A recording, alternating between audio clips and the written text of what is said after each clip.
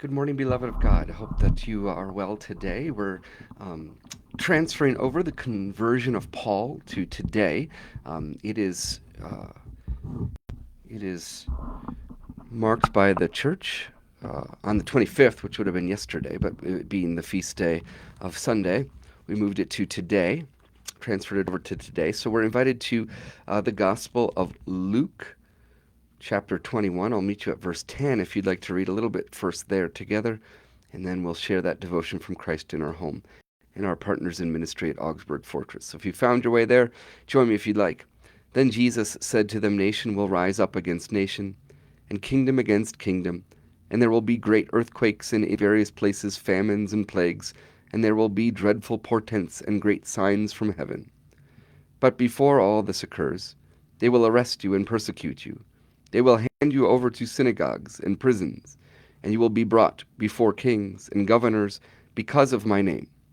This will give you an opportunity to testify.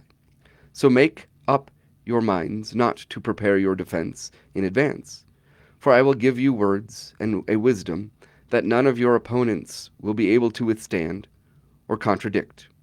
You will be betrayed even by parents and brothers, by relatives and friends, and they will put some of you to death. You will be hated by all because of my name, but not a hair of your head will perish. By your endurance, you will gain your souls. Again, the conversion of Paul, we're invited to consider today in reflection and devotion. We're invited to the 14th verse that we encountered there, where Jesus said, Make up your minds not to prepare your defense in advance. The Apostle Paul was trained in the law and therefore was able to prepare and present eloquent arguments. Today, as we celebrate the feast day of his conversion to follow Christ, we notice Jesus instructing his disciples to do the opposite. Following Christ often results in reversals like this. We are trained to use our skills and abilities in a particular way, but Jesus asks us to use them differently.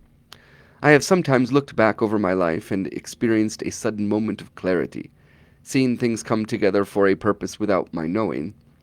When I was called to ministry, for example, I felt all my Girl Scout skills, engineering education, Toastmasters training, volunteering with troubled teens, and lessons in parenting, along with the prayers and faith of my parents and grandparents, being knit together to be used in a way I hadn't anticipated.